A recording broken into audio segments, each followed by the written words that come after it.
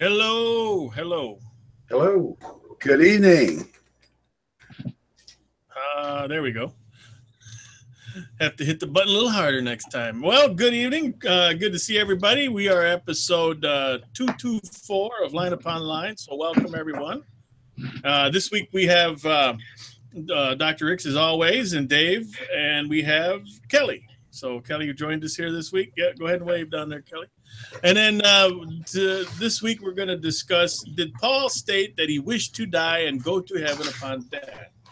And we're going to look at that verse in Philippians and go through it kind of and explain how when people come up with this, sometimes they do when you talk about that people don't go to heaven when they die, how you can rebut that argument. So starting us out, as usual, is Dr. Ricks with a few jokes, a few good ones. Yeah, I'm glad to have all the wonderful lumberjacks here today. It's a beautiful looking group.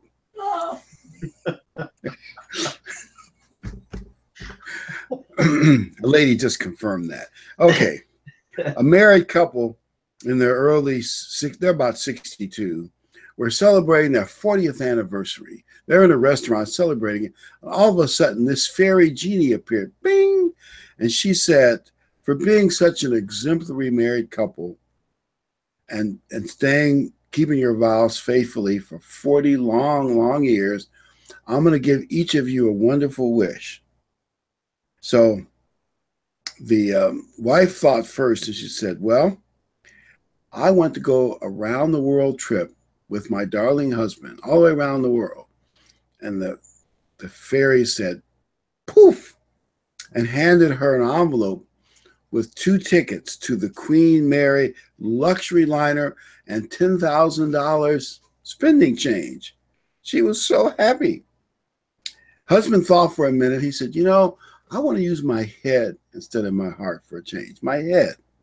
He says, what I really want to do, I know it'll shock you ladies, what I really want to do is I want to go around the world with a woman 30 years younger than I am. The fairy and the wife were totally shocked. They just couldn't believe it. So the fairy godmother said, a wish is a wish. So she waved her magic wand. Poof! The husband became 92 years old.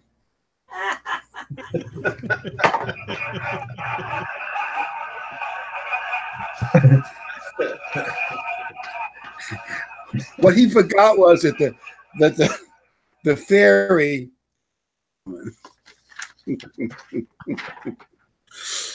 I said that's not funny. Okay. This is called A Family of Skunks. You have to listen very carefully to get the nuance on this one. A family of skunks is walking through the forest, and they come to a fork in the road. And the husband says, my instinct, take the left fork. Well, the mama skunk says, my instincts tell me we should take the right fork. The baby skunk ponders, he thinks, he ponders, he says, my instincts too, but it still doesn't tell me which road to take.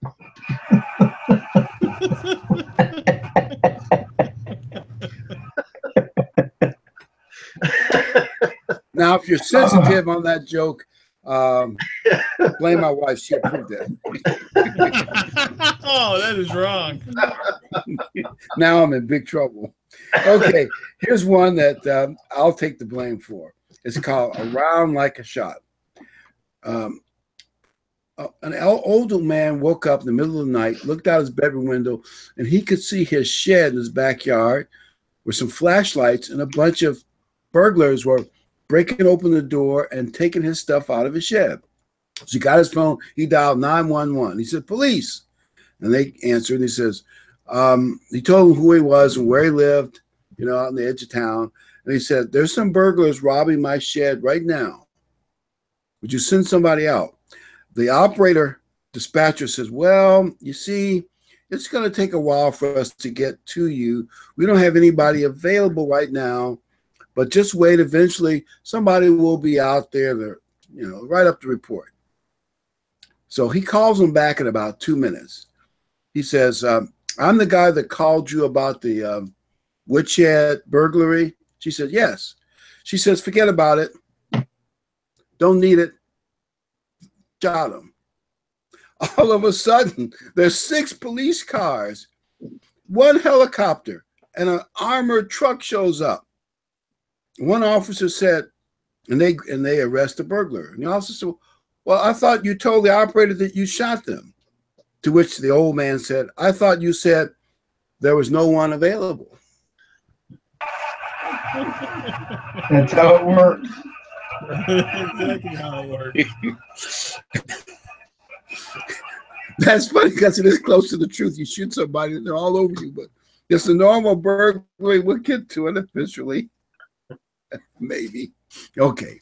Well, I remember seeing a Seinfeld when they robbed his TV. The policeman came over.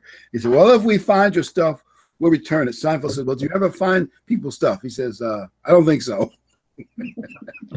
In New York City, I could believe it too. Well, did Paul state that he wished to die and to go to heaven immediately upon his death? A lot of people think that because they use what we would call tunnel vision. They only see what a small part of the picture. One thing to remember is when the Bible became well disseminated, and what we now call the Protestant Reformation, those churches had already inherited a lot of doctrines from Roman Catholicism and, let's just say, the pagan societies that have been around in humankind for centuries and centuries. So they looked at the Bible looking for something to justify what they believed. So let's look at just one example. Let's put up the first slide. Okay. All right, Philippians 1:23. For I am pressed together by the two, having a desire to depart and to be with Christ, which is far better. But to remain in the flesh is more needful for you. And when you read that, you can see that what Paul is saying is he was under a lot of pressure. One pressure, I've done a great work. I want to put an end to it and pass away. The other pressure is you all still need me. Even though it's going to be hard on me, it'd be better for you if I stay around. Well, people could take that expression, and if they don't look at more clear-cut, straightforward scriptures, you can use that to say, yes, you have an immortal soul. The moment you die, you open your eyes and you see Christ. You can see how you could come to that conclusion if you were biased in that way. But if you look at what we would always argue is you should look at straightforward scriptures first to set basic doctrine, and then others, add to the picture more and more. But look at the straightforward scriptures first to see the truth. So let's look at the second scripture, and we'll get off to discussing this because I think it's the kind of mistake that's easy to make. All right, 2 Timothy 4:6. For I am already being poured out, and the time of my release is here. I have fought a good fight. I have finished the course. I have kept the faith. Now there is laid up for me a crown of righteousness, which the Lord, the righteous judge, shall give me at that day, and not to me only, but also to all those who love his appearing. Notice the word appearing we put in all caps. Obviously, that's not the way it's translated. But when is Paul going to get his crown? When Christ appears. It says it twice in that passage. It says at that day as well. So it kind of doubles down on at that day, at his appearing. So I think that's pretty clear. Yeah. Well, of course, the question is, when Protestants jump on Philippians 1:23 and 24, what Why don't they also look at 2 Timothy 4? Because it doesn't continue their narrative. Exactly. Exactly. 2 Timothy 4 I call it, popping up. yeah, I call it tunnel vision. Tunnel vision. You see what you want to see. And Christ is, of course, saying that he'll get his reward when everybody else gets theirs at Christ appearing. So let's look at another verse or two as to when do we receive our reward and when do we see Christ.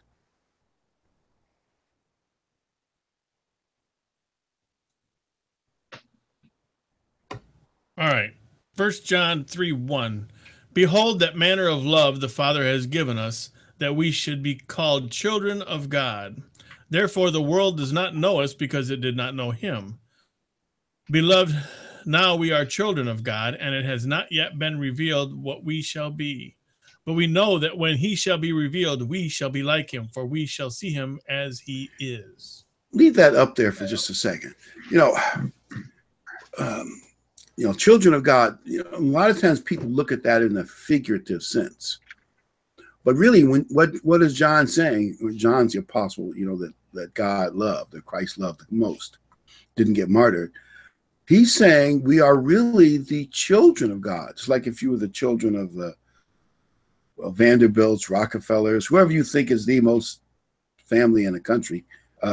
You're the children of God, and you will be like him. And I think like him is not meant in some very vague way. It's meant you're going to be the same kind of material. You can look at God eye to eye.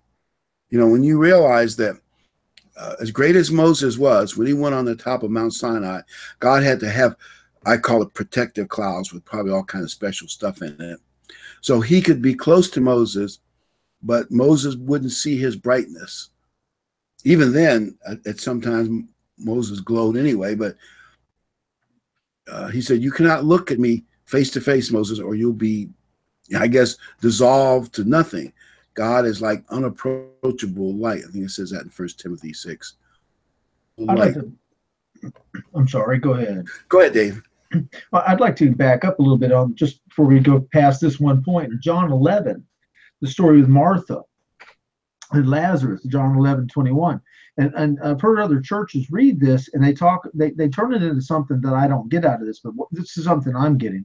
Lord Martha said to Jesus, if you had been here, my brother would not have died, but I know that even now God will give you whatever you ask. And Jesus said to her, your brother will rise again. And Martha said, I know he will rise at the resurrection at the last day.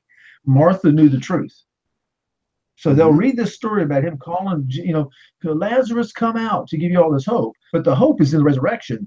And the second, obviously, Jesus Christ's resurrection, but the hope is in the next resurrection to where the dead will rise at the last day. Martha knew that, but I've never heard other churches explain what she was talking about when she said that. Well, that's a good point. And Christ doesn't say anything like, Martha, you're crazy. He's in heaven right now counting harp music. Right. Right. No such thought. That's a very good point. It's a very good point. We shall be like him. See, now that all happens in the future.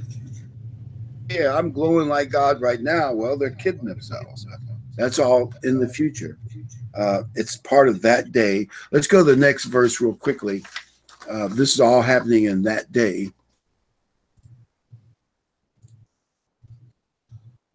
All right, Revelation 22:12. And behold, I am coming quickly, and my reward is with me, to give each according as his work is. That's about as clear as you can make it. His reward is with him. So when let's say if he comes back in 12 years, I'm just picking a date, whatever that would be, 2030, something like that, near 2030, 2018, something like that. When he comes back, let's say 2030, his reward will be with him in 2030. You don't get the reward now. You get it when he is with him, when he returns. Yeah, you know, Job knew this too. He talks about it in, I think it's 13 and 14. He talks about the same thing. You know, he will wait until his change, his renewal, or his resurrection. And I know when you see the word come quickly, we got to realize this from God's point of view. One thing I know as I get older, believe it or not, in spite of appearances, we're all getting older, much older. But when you get older, time speeds up. It really does. A week goes by, and what? A week is gone already? It's another Friday night, but time really flies. But for God, a century is, well, it's just not as big a deal as this to us. And God says he's going to come back quickly and bring his reward with him. And Paul knew that. And in the next moment of Paul's consciousness, Christ. And Jeremiah knew it. Jeremiah knew it as well.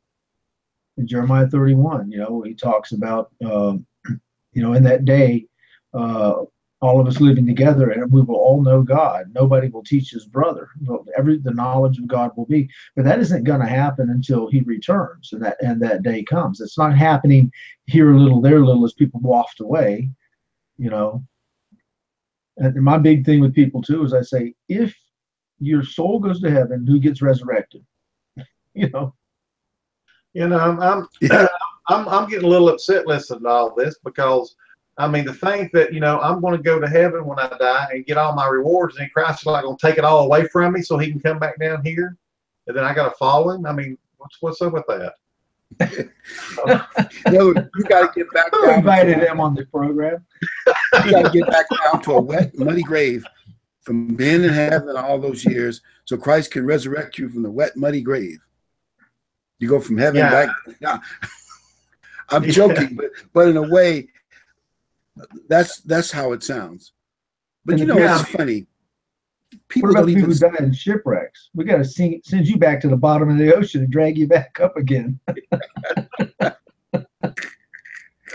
mean, it is. I mean, you're talking about, I mean, you know, people would say, well, you have to be a spirit being. So what you're saying is that if you believe in going to heaven, that you're changed into a spirit being and you're in heaven, and then, okay, we're going to put you back in this physical body so we can resurrect you. Now I got to change you back from spiritual to physical.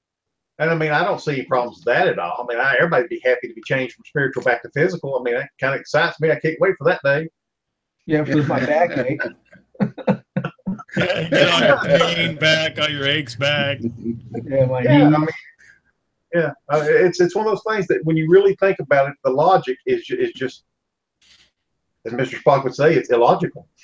Well, the other part too is they send you back. Now you got to get yelled at by your wife again.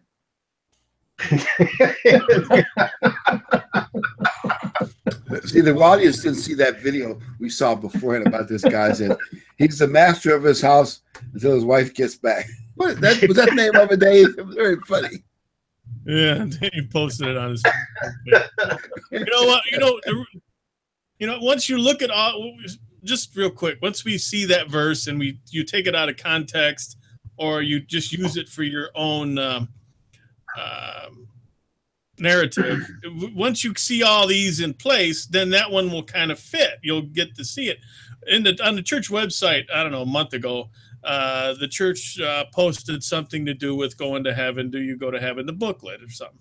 And we had some people popping in there, a few, you know, people that would have taken that verse. I forget what it was that we started with, and put that in there, and basically they're done with their argument.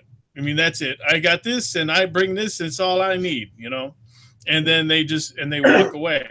But there was a lot of people coming to the Facebook page, dropping their one verse or this verse, and then not wanting to listen to people that were dropping 30 verses, or, you know, pointing them in all these other directions. They don't want to hear that. You know, they're like, no, you know, I don't want to know. I don't want to hear that.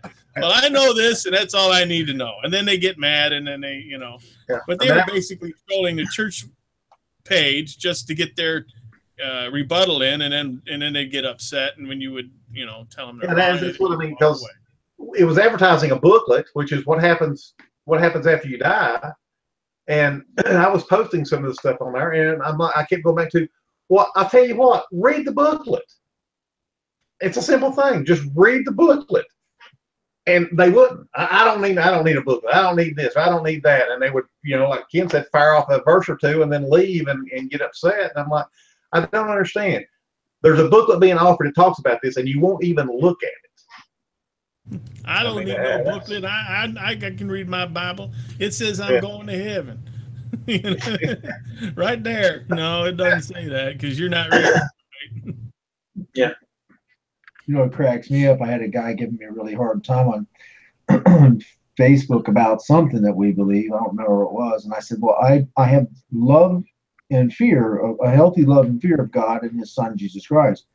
And I want to be on the right side of things when he returns, because Christ will basically kill me. I'll give up my life.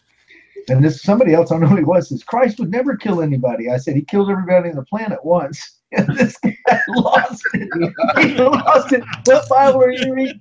Jesus didn't hurt nobody. Are you crazy? Oh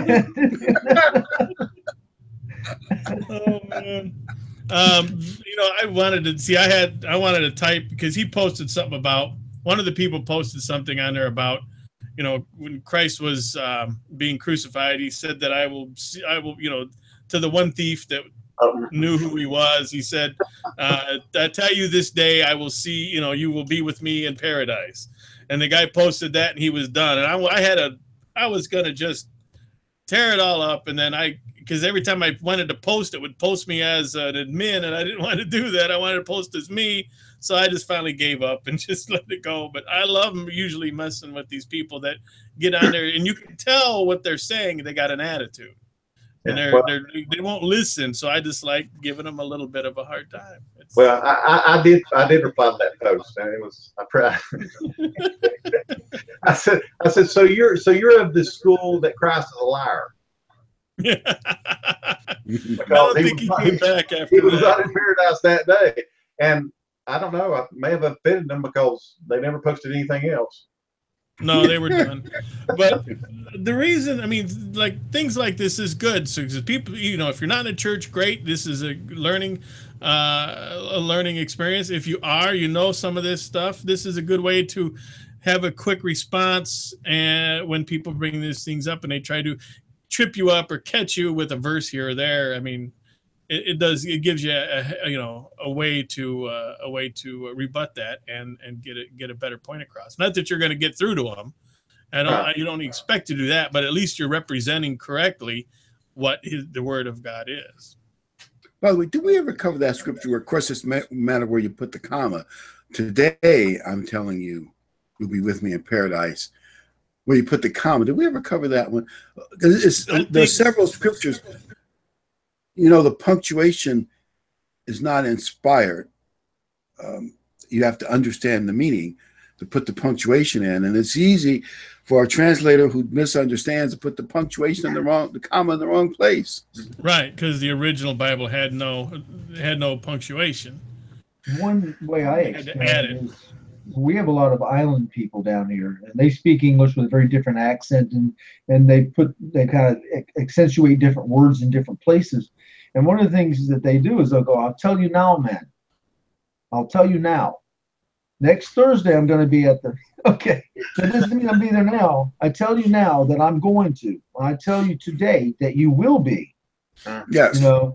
And that's the way that I explain that to people here, because they'll hear people at the store, with the island accent, and you can understand them. That when they go, I tell you now, next Saturday we're having this happen. We know that it doesn't mean now. It's you're telling me now. And so people will understand that when I say it. Not that they will agree with me, but at least they'll understand why I think what I think. I love that Jamaican accent. And I love those people in the islands. They just have a certain, they have a positive something that you don't see a lot in America. Anyway, just one man's opinion. But when you go to the islands like Jamaica, you see it. And we actually went all the way over Jamaica. It's mountain in the middle and it's coast on both sides. Anyway, for those who get to drive all the way across Jamaica, it's an interesting place. Let's go. The next section is called What Happens at the Last Trump. This is all part of it. All right. For if we believe that Jesus died and rose again, even so God will also bring with him all those who have fallen asleep through Jesus. For we say this to you by the word of the Lord, that we who are alive and remain until the coming of the Lord shall not go before those who are asleep. For the Lord himself shall descend from heaven with a shout, with a voice of the archangel, and with the trumpet of God, and the dead in Christ shall rise first. Then we who are alive and remain shall be caught up together with them in the clouds to meet the Lord in the air, and so we shall ever be with the Lord. Therefore, comfort one another with these words. It's a great verse. It shows they are the ones from that church area who had passed away or been martyred, whichever, were asleep and waiting for that last trump. And you can tell that Paul probably thought at this point that he would be alive when Christ returned. And we probably would all agree that Christ is probably going to come back in the next 15, 20 years for sure. So based on ages, many of us will be alive at Christ's coming. So this scripture could apply to many of us. Yeah, and notice in there, nowhere does it say that that you will meet him in the clouds and then come back in flesh and go back up to the clouds, and because that's what they think. One time once you're up there once you're with Christ, you're there with Christ forever. There's no in and out and up and down. I'm gonna throw out an opinion, and it's just how I feel. But I think when we're changed in a moment, in the twinkling of the eye, and all of this, I don't think there will be an introduction to others. I think you'll look over and go, "That's Moses, and that's Aaron, and that's King David." I think our minds will be open where we won't need, and they'll look at us and say, that's a descendant from whoever. I know that that's Dave, and I know that that's Sandy, and I know that that's Dolores, and our minds will be open. We'll know each other, I think, completely, because we're truly going to be family at that point. Oh, we know who Dave is, that's for sure. Yeah. Well, at which time Kim will not be invited to a lot of parties. That's what I'm saying. Oh yeah, I know that guy. No love, man. But one thing you got to say for this scripture and the next one, they're very straightforward. Paul is saying, be comforted by knowing those that have passed away are asleep and waiting till we all get our reward at the same time. Let's go to the next scripture. But Paul, these are very straightforward verses. All right, 1 Corinthians 15:51. Behold, I speak a mystery to you. We shall not fall asleep, but we shall all be changed. We shall not all fall asleep. Sorry, see, if you don't put that in, it doesn't work. So we shall not all fall asleep, but we shall all be changed in a moment, in a glance of an eye, at the last trump. For a trumpet shall sound, and the dead saints are clearly in a sleep mode until the return of Christ. Now, what translation was that? I forget which one that was, but I like the way they put it, sleep mode. I realize this, right, but it's similar to saying those that are asleep. Sleep mode, right. Doesn't sleep mode grab you more? Yeah, it's exactly what it is.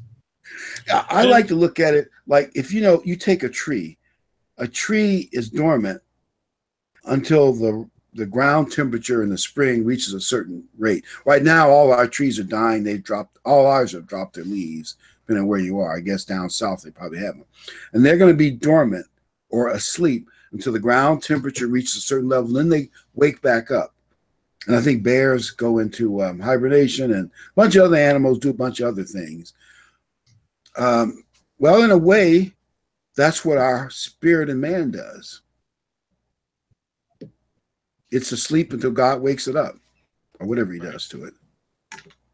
All right, further moving on, Daniel 12:2. And many of those who sleep in the dust of the earth shall awake, some to everlasting life, and some to shame and everlasting contempt. And those who are wise shall shine as the brightness of the sky, and those who turn many to righteousness shall shine as the stars forever and ever. See, sleep in the dust. I don't know exactly how God stores the spirit in man, and maybe it's a little more dramatic, but that's how it's described by Daniel. You're sleeping in the ground or somewhere until God wakes you up and puts your mind in a spirit body. One more thing I thought I'd mention. The reason these scriptures are not quoted by the ones that quote Philippians 1, I call it tunnel vision. They see only what they want to see. They hear only what they want to hear. And certain scriptures on certain topics they avoid like the plague. Yep, they're caught in their narrative. They can't get out of it. They can't see outside of it. And it's like this one lady, she was talking about some different kind of things, different values and stuff. And she says, well, about urban problems. She says, well, why don't you hit him with the facts? She says, no, no, no, no. That's the worst thing you could do. You hit him with the facts, they even get angrier at you than they were before. And I said, you know, that's right. It's weird. That's true. That's true. Then because it makes their argument harder to support. It makes their narrative harder to, harder to argue. And so they just get more angry and in your face. It's like it drives them further away. That's the problem. You got to really be gentle with people. Maybe gentle is not the right word. What do you think I'm trying to say, Kelly, when I say if you hit them with the facts in the face, they just get. Well, man, I think first of all, we've been having fun here tonight. We've been, I've been sarcastic and stuff, but the reality of it is that we understand that people do not see God's truth unless God opens their eyes. So, they can't see it no matter what you present to them, no matter how much truth you present, how much fact you present. I mean, I've always said, Christ himself could stand before them and say, this is the truth. They'd be like, no, you're wrong, if their eyes have not been opened. So until that happens, not going to. And so the way I approach people like that is I always look for a dialogue. You ask me questions. You ask why I believe what I believe. Now let me show you. And that's as far as I'll go. I'm not going to get an argument with them. I'm not going to tell them they're wrong. I'm just like, if you want to know why I believe what I believe, I will show you why I believe what I believe. And you're not going to be able to show me what you believe because what you believe is not here. And so people who are truly being called or who truly are interested in God's truth, they ask questions. People who are not just want to argue. And I learned a long time ago that when I run into people like that, I just don't have the time that I'm going to spend arguing with you. It's pointless. But if you want to ask questions, I would gladly, tell you why I believe what I believe. If you want to tell me why you believe what you believe, I'll listen, but we're not going to debate it. I mean, because you're not going to be able to see what it is that God's truth is because you haven't been called to see it. I usually just drop a little something here, a little something there, just to get them thinking. I don't try to change them or anything. But if it's someone who's truly cares and truly is trying to understand something, that's what I do. This is how I see it, or this is, if you look, just kind of drop it and let it lay there and let them mull it over. But if they're looking for a battle, don't always give it to them unless I'm in a mood or something. That's the same way I handle snowflakes. I just ignore them and wait for them to melt and go away. I had this woman in the school, and she was the biggest snowflake ever. She said, being gay is normal. And I said, well, you got all the letters, L, B, G, T, Q, I, A, B, C, L, X, Y, Z, whatever. And she said, yes. I said, what does the Q one stand for? She said, well, that stands for queer. And I said, well, the very definition means not normal. And how did she treat you after you said you she dared looked very say that? lost, and then she came back in and said she couldn't come back anymore. So she's very confused. They don't like it when I tell them, when people say I identify as, is the same thing as saying I am pretending to be. Yeah. Yeah, I told him. You realize actually you could be anything you want, couldn't you? Yes. You sure can. Think about that for a minute. You could be anything you want, right? Regardless of. Never mind. I said, you go into the bathroom with my granddaughter because you identify as a little girl. You need to respect the fact that I identify as an executioner.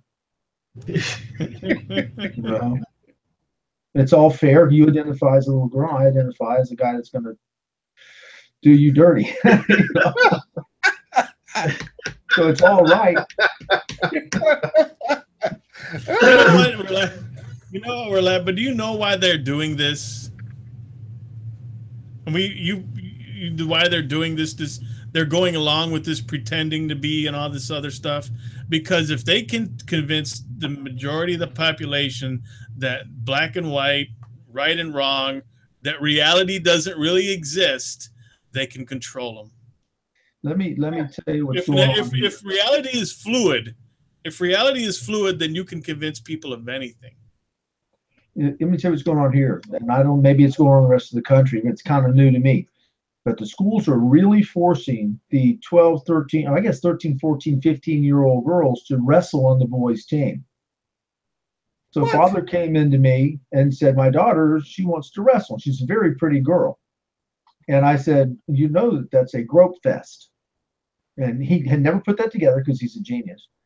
And what it comes down to is they're having your daughter in every kind of position with the boy. They're desensitizing her to a boy laying on her and touching her anywhere he wants, however he wants. And so that's no longer, it's completely desensitized on what you're supposed to be.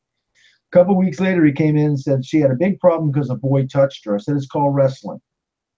You know, I mean, why don't you just send her over to Bill Cosby's house? You know? I'm a little offended at that, but never mind.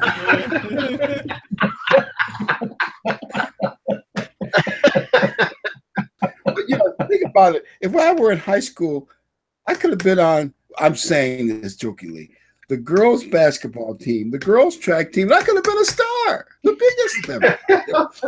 They'll see that. Or the girls' softball team. I could have been the biggest star they'd have had. Well, I asked this guy. And had fun in the locker room. Never mind. I'm still in trouble. I mean, think of the logic of that. It's crazy. I asked this guy, crazy. You were a 16-year-old boy, and they said that you could put on leotards and a girl in leotards, and you could touch her anywhere you wanted. Would you turn that down? And they just sat there looking at me. Well, of course. Yeah.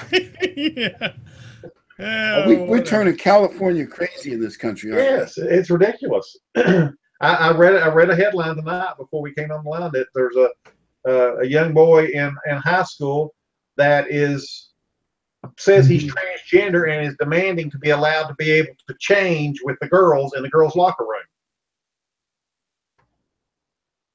Now, to what Dave was saying, when I was in high school, if I had the chance to be able to, change in the girls' locker room, well, I'll be anything I have to be able to be in the girls' locker room.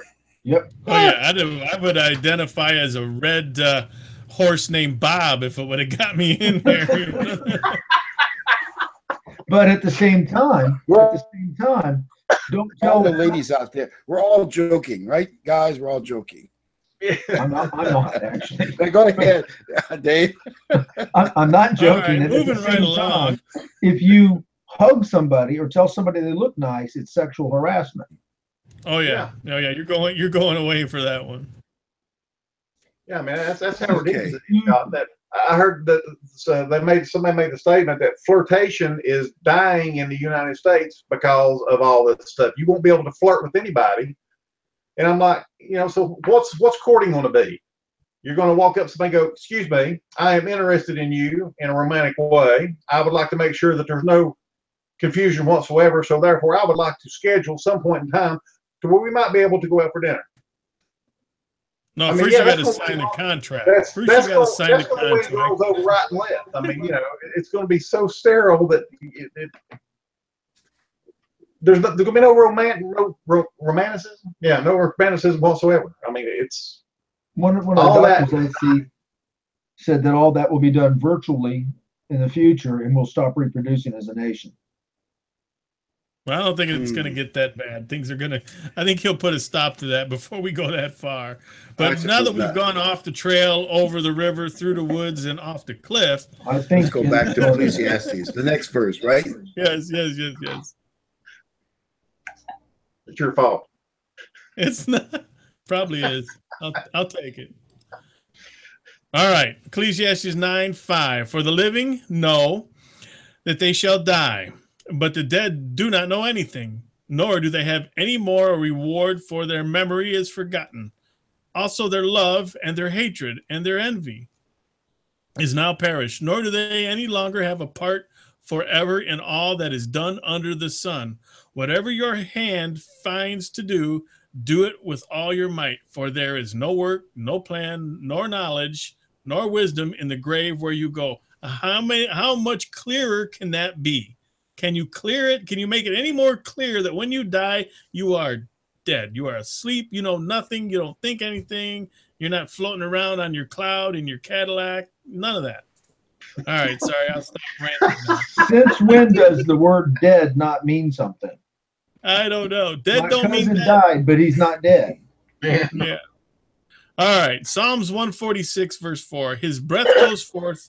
He returns to the earth. In that very day, his thoughts perish. Until God turns them back on, wakes them up, resurrects them. That's certainly true. Let's go to one more verse before we conclude it. Philippians 3:20. Sometimes people use this verse to prove heaven. And there are one or two verses like this. And I want to just bring this out. By the way, the word conversation, originally in 1608, when they started the King James translation, had some different meanings than it does today. So go ahead, Ken. All right. And you know what? I think everybody ought to mark, some of these verses, especially that Ecclesiastes. I can't even speak tonight. Mark that verse so you have something in your arsenal when people come up with this stuff and you can go right to it. All right. Philippians 3:20, for our conversation is in heaven, from whence also we look for the Savior, the Lord Jesus Christ. So we're looking for Christ to come out of heaven. But by the way, the word conversation in this context, the word is paletuma in the Greek, which is better translated citizenship. And all the modern translations have it as our citizenship is in heaven. We do for the kingdom in heaven. We're looking to God's kingdom in heaven and not to the world we live in. But that does not mean that we immediately go to heaven when we die. It's just one of those things that people think. One topic I'd like to discuss for a few minutes before we end the program is the American embassy being moved to Jerusalem. Actually, I had a newspaper article last week, and I was going to mention it, and I forgot to mention it, that the president was considering this. And of course, many of his advisors and European allies were telling him not to do it. Guess who was one of the first major world leaders to criticize our president for moving the American embassy and recognizing Jerusalem as the capital of Israel? I believe it was the Pope. The Pope. Now, that kind of surprised me. The Pope, one of the first leaders to really, put down the president. This is a terrible thing to do. I'm thinking, wait a minute.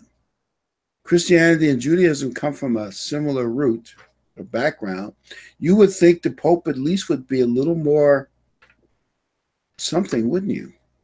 That's the attempt to associate Catholicism with Christianity, because I'm quoting to him. I don't call anybody this, but the Reverend Jonathan Morris was on Fox News about 12, 15 years ago, and he says, whether you're Catholic, Jewish, Christian, or whatever, name it, Easter time is the most holy time, but he separated Catholic and Christian from each other. That was pretty fair analysis, because Islam is just a sect of Catholicism, as Judaism is a sect of Christianity.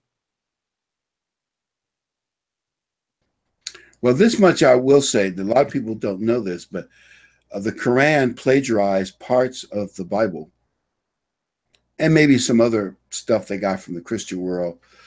I realize the Quran came from the 6th and 7th century time period, but many centuries after the Bible and the New Testament, but they do plagiarize parts of it. The Quran, but also some other stuff too, of course. In the Quran, Muhammad wrote, if you believe Muhammad wrote it, but Muhammad wrote, if you come to something that you cannot agree on or can't find an answer to in this book, go back to the Bible and look for it. Yeah. There was a time many centuries ago when the Muslims took over big parts of the world. If you were what they call people of the book, You didn't get Right. as rough a treatment as the pagans did. The pagans, it was off with your head unless you convert to Islam. And then a whole bunch of other bad things like slavery and bad things that happened to you. If you were people of the book, meaning Christians or Jews, you could just pay you were a diminutive. You took a lesser position in society, had to pay a real high tax, but you weren't necessarily killed. Right, it's a jizya, but if you keep reading in the later writings in the Hadith, he said to kill the people of the book as well. So as he got older, his mental insanity, of course, it does that always. They get more and more crazy. They don't get better as they get older. And that's me talking. I'm not going to associate that with anybody else. I'll take full credit for it.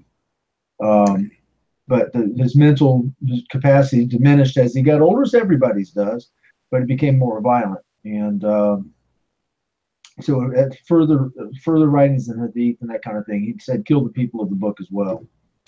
Oh, I heard that. This was on Christian radio. I assume it's accurate.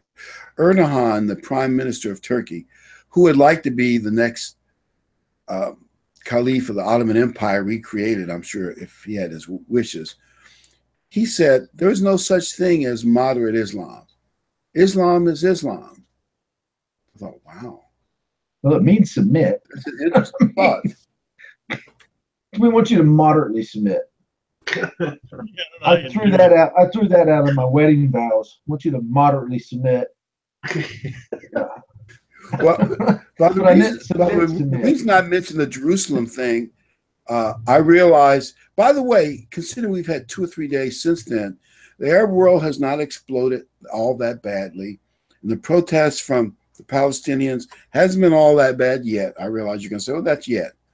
So I don't know if it's going to get, but it did get worse today because they have their Friday prayers. The imams get them fired up when they come out of and so after they come out of the mosque, things usually they get rougher. So things are rougher today, but still it hasn't blown up as much as expected. Here's my thought. I'm going to make a leap ahead.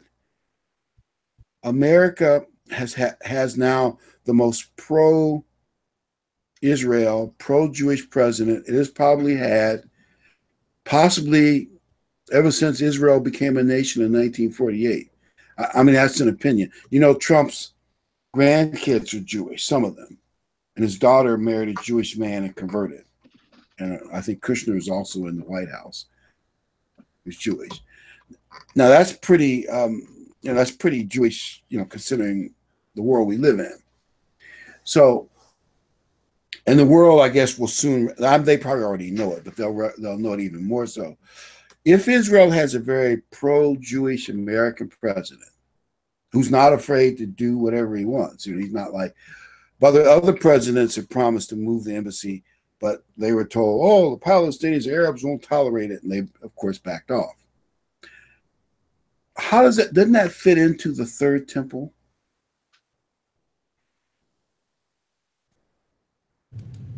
I mean, it's possible. Definitely could. Go ahead. I mean, I was just going to say, I mean, yeah, it's possible. I mean, depending on what happens from this point forward, it could open the way for, groups of people to be braver at taking action than what they've been in the past. So, I mean, it could cause somebody to say, hey, we got the backing of the United States, whatever. So now we can push the Arabs around and the Muslims around. We'll do what we want to do. If we want to build another temple, we'll start another temple. Well, here's the other thing, too. If the capital was not moved back to Jerusalem where it's supposed to be, it always has been, why are the armies gathered around Jerusalem if that's not the capital? It has no real value or whatever. So this is a step that is biblical. I don't know if Trump understands that or not, but moving the capital there is a big statement and is putting everything into place for the armies to gather around Jerusalem. And, for Bible prophecy to be fulfilled, we need probably several things, but at least 3 things for sure. We need a third temple with sacrifices going. We need the united Europe and the man of sin who's going to someday put a stop to that and have himself worshipped in that third temple. And we need a caliphate or king of the south. Now, obviously, we don't have any of those 3 yet, although you can see Europe is working on uniting. I think the idea of a caliphate, I'm sure Erdogan would like to do it. And now maybe the way is cleared. Let's say if the Jews have something bad happen and they say, we need to get more religious. Maybe they would never consider building a third temple unless they have a strong outside power to be on their side like America. And I saw something this morning about Europe saying that they have drafted kind of a rough draft of a European constitution. In other words, uniting Europe under one constitution. As America has states, the Constitution is for all of us, but each state has their own little laws and things. And that's what it looks like Europe is trying to do as well. We set a good example, taking 50 states and building this incredible country. And Europe's wanting to try to one-up that by making the states actual countries. Well, remember, the Armstrongs had predicted this 30, 40 years ago, that England would not be part of a united Europe. And you think about it naturally with the Channel, everyone would think England would naturally be the leader of Europe, but the church is right. And right now they're making progress on the dissolution of England from the EU. Right now, it might take some, people say this, we'll see if it happens. They say the euro is going to collapse because of financial irresponsibility by certain countries in Europe. If that happens, it creates an economic crisis. Europe will have to reunite stronger, tougher. You can't get away with all this mess system. And it will require a powerful politician to pull it together. That's where the beast and the false prophet come in. And I realize they're not on the scene yet, but can you see that the stage is almost set for that to happen? Except for one thing. America's still the preeminent leading nation in the world. Yeah, and you know what? With that being the case, you know, the goal of the most prominent world leaders has been to bring the whole world under one united government. But they don't have the United States anymore. We've pretty much that's looks like it could be over. They're not going to have Russia and some of those countries over there. So they may just go forward with their own little, not little, but their own European version of it, which they tried already, but they're going to regroup and reformat everything and do it on their own. And instead of waiting for us to get pulled in and some of these other countries that won't get pulled into this global centralized government that they were trying to do, maybe they've realized, look, it's kind of a lost cause. We're just going to do it here, and we're going to do it a different way. I don't see China jumping in, wanting to be part of anything. That's a good point. I was going to mention them too. There's quite a few countries won't be part of this, but there will be some of them. And again, they'll just chop them up into 10 regions or whatever they do and have the 10 kings or magistrates that overrun them. And there we are.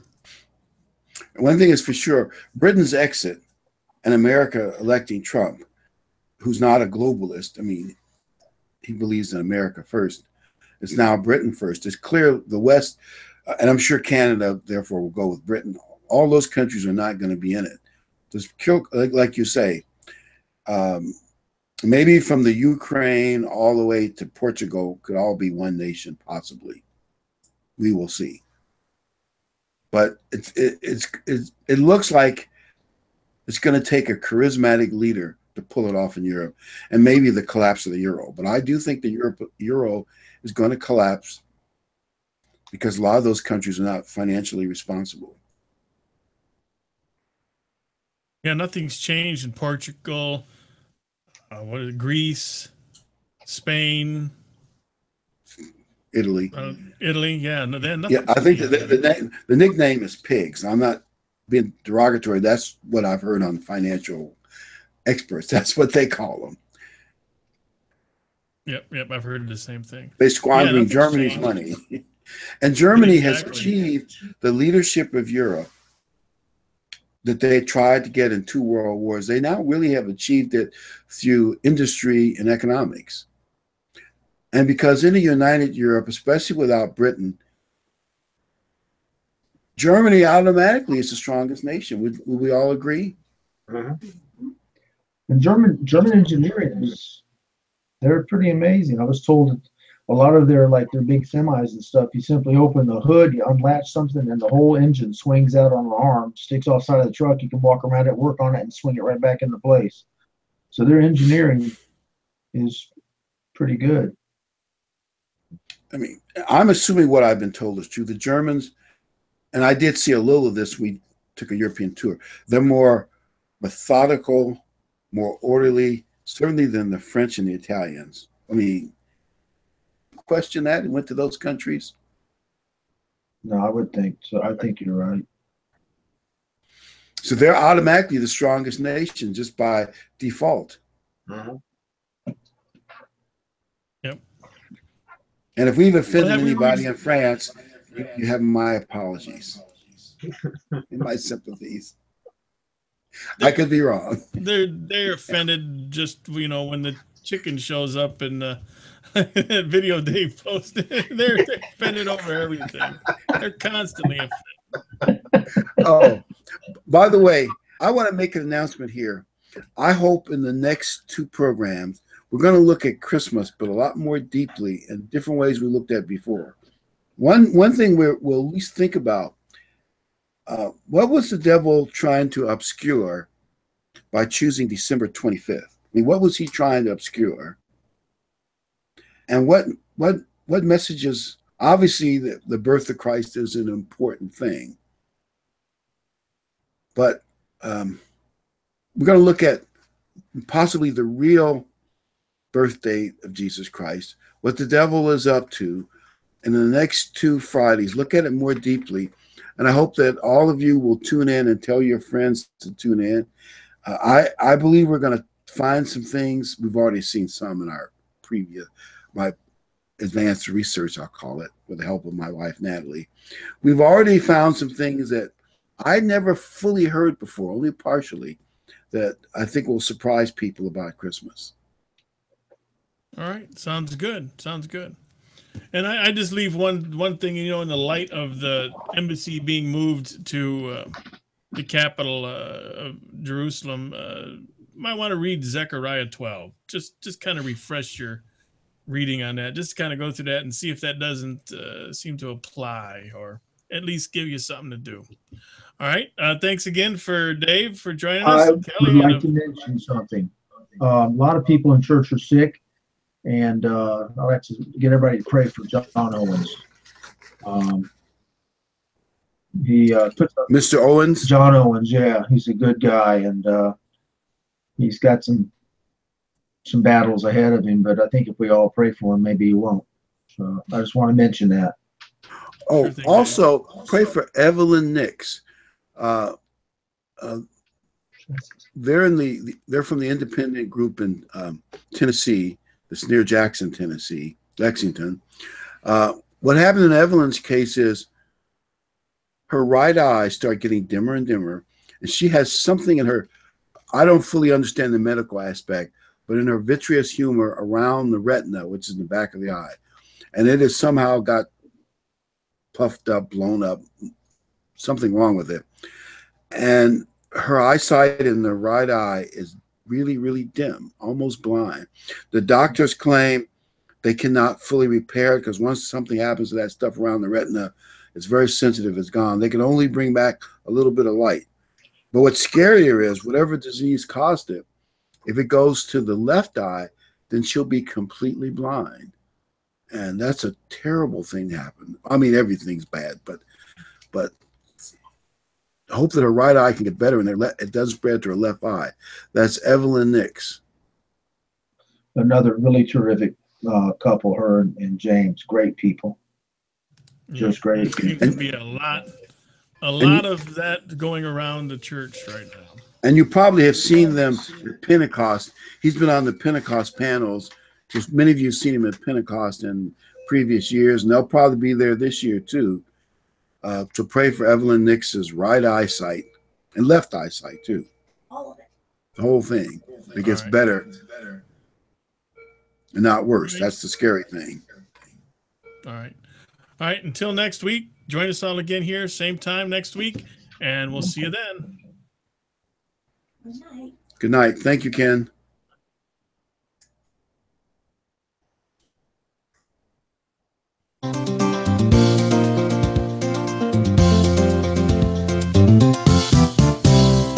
We're happy you could make it, and so glad you are here, and hope that we've been able to make God's word more clear.